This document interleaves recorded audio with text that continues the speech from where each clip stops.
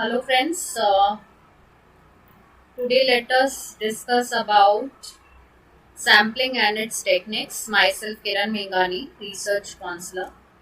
Now we are discussing about sampling and let us start first with what is sampling. Now sampling is a technique of selecting individual members or subset of population to make certain statistical inferences from them and then estimate the whole characteristics of overall population. So why do we do sampling? We draw certain representatives from the entire population, form a sample unit, and then we apply different sampling methods so that we do not waste time, money, and energy on researching or market researching entire population. So it is saving our time, it is time convenient, cost effective methods, and it hence forms the basis of any research design. So in this particular diagram, you can see that we have sampling methods divided into two basic types. One is probability sampling, second one is non-probability sampling. Now probability sampling is again having four basic classification based on different methods or signs. First one is simple random sampling, second is cluster sampling, third is systematic sampling and stratified random sampling. Next side we have non-probability sampling, in which we have methods like convenience sampling, judgmental or purposive sampling, snowball sampling and quota sampling. Upcoming slides, the things will be clear with the examples. So let us first start and talk about probability sampling. Now probability sampling is a technique in which researcher has to choose sample from the larger population based on the theory of probability or based on certain system or based on, we can say, some science. So this particular sampling method will consider each and every member of population to be ideally to be the part of sample. And for example, in a population of 1000 members, if every member have a chance of becoming the sample, then we can say the probability becomes 1 by 1000. So probability sampling, this particular method eliminates the sampling bias in the population because it allows all the members to be included as the sample. So people go with probability sampling, wherein they oftenly look into decreasing the sampling errors or reducing the sampling biasness, and they want ideally all members to be part of the sample, so becomes ideal sample for them. The very first type of probability sampling is simple random sampling. Now, this is the one of the best method in which the researcher can save their time, money, energy and other resources because it is reliable also. How? Because every member is chosen randomly. So how they are chosen randomly? Because everyone is given the probability to be selected as the sample.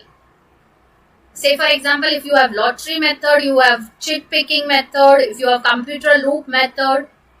Example which is associated here is in an organization of 500 employees, if you want to have the team building activities, and if HR team wants to select people from out of 500 people, they want to select some portion of people. What they are going to do, they are going to pick the chits in the ball, out of a ball which is consisting of chits of 500 employees. So obviously the 500 employees chits picking method is will be painstaking and time consuming process. So for that for this very purpose, nowadays computers are used for simply making the random sampling out of the whole population. So under the loop method of computer, the random sampling is being done. So that is also one kind of ideal method, or lottery method, or chit picking method can be given as example in simple random sampling. Second is cluster sampling, which is second method, best method of probability sampling, in which the population is divided into the sections or clusters, and these clusters are actually the sample based on different demographic parameters like age, sex or location. It could be area also. So it makes for the surveyor very simple to draw inferences from entire location because the clusters are being made.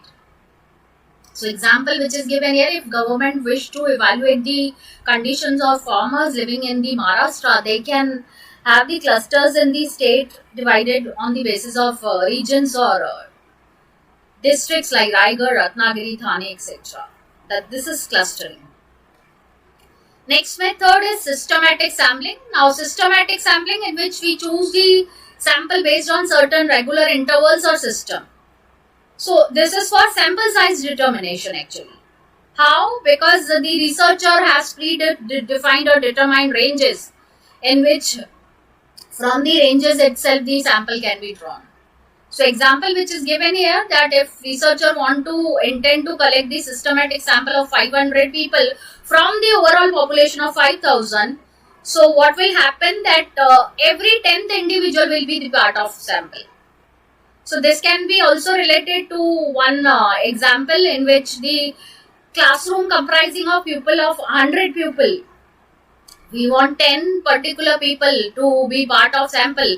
We can choose the roll numbers like 11, 21, 31 that way. So this is some kind of system or some kind of exercise which we are adopting in this particular method.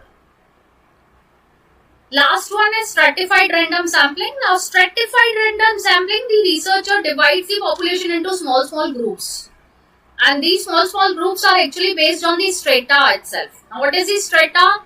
Strata in this particular case is given as income. So we have income ranges like less than 20,000, 21 to 30, 31 to 40, 41 to 50. So ideally these are the stratas from which, these are the groups from which the researcher can choose their sample units.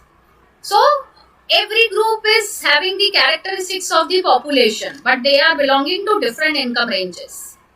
So stratified random sampling is used wherein you require entire population which has to be divided into different stratas and groups, and each group should represent the sample.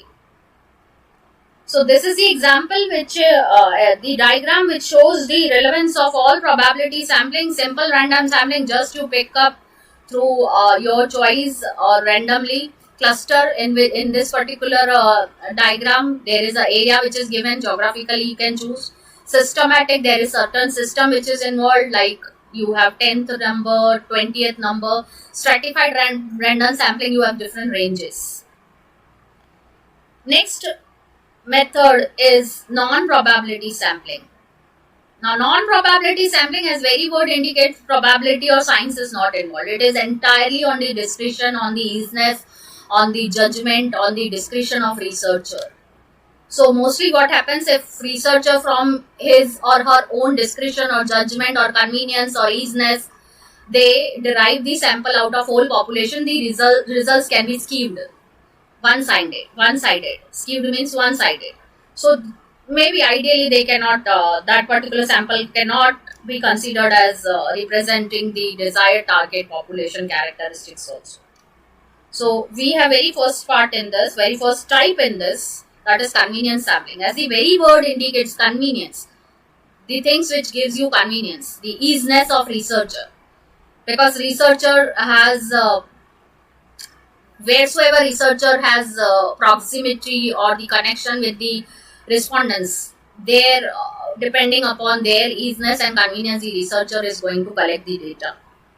So example which is given here is that many a times the NGOs, the companies, startups, they conduct convenience sampling by distributing leaflets at the malls when there is any upcoming event. So what happens that this is based on the convenience of the researcher itself, maybe standing at the mall entrance or giving out the pamphlets randomly wheresoever they get the population. So that way easiness of the researcher is considered. So convenience sampling. So if you choose your friends, relatives, neighbors for collecting data which are more in relation to you or in proximity to you, or they are conveniently available and approachable, that would be also considered as convenience sampling. Next, under non-probability, we have judgmental or purposive sampling. Now what is judgmental and purposive sampling? Now when we talk about judgmental, it is on the discretion and judgment of researcher. So researcher also have some kind of, you can say, purpose or judgment when it comes to selecting the target respondents.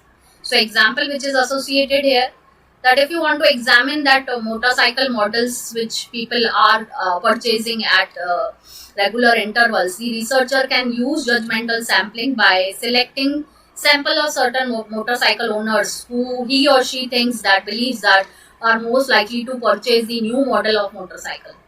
So oftenly these particular purposive or judgmental sampling are done in case of knowing the buying intentions of people, and people or researcher choose those people who researcher believe that they belong to that particular class. So lucrative class are approached for those who are having the habit of changing their car models and purchasing new car models and so on. So judgmental sampling. Next is snowball sampling. The very word indicates snowball. What is snowball? That you are carried from one person to another.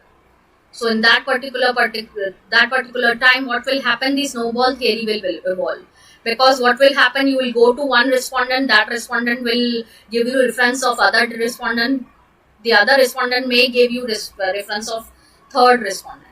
So in this particular case, the example which is given, that in the cases of clinical researches like HIV, AIDS, or people who are suffering from diseases, people who are living in slum areas, you basically don't approach them directly. You go through the system of contacting the volunteers, and volunteers, they carry you from one person to another, or they can get you in touch with the victims. So this way also we can say snowball theory is applicable. One, if you are given reference from one respondent for the other and consequently to other people, that is also snowball. And if you are associated with the volunteers who are getting you in touch with the respondents, that is also snowball. Last but not the least, we have quota sampling. Now quota word, that is quantitative.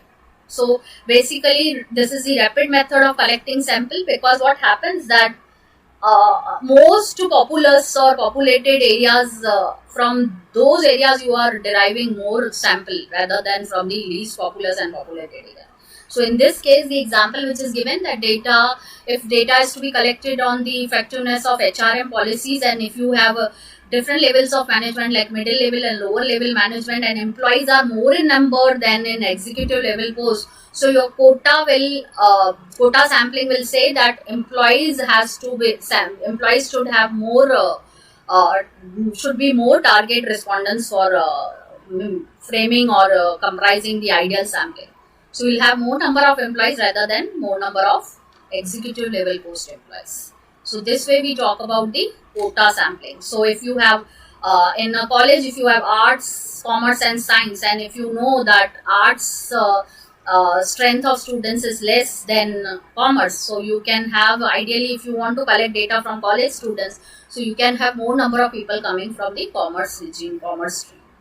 So this is also quota sampling. So this particular diagram is highlighting the relevance of different sampling, wherein convenience, on one fingertip, those who are convenient to you, you can send them Google form. Judgment or purposive, just by looking at the people, you can select the characteristics of the population are known to you, you select the person. Quota sampling, in which you determine on the basis of the number of that particular area or particular strata. And snowball, the diagram itself says that how circular motion you are carried from one respondent to other. So why this particular topic is being explained with the help of different example, because I have seen that students do make mistake in explaining different types of sampling. With examples, these things will become more clear. So this was all about sampling techniques. Thank you very much.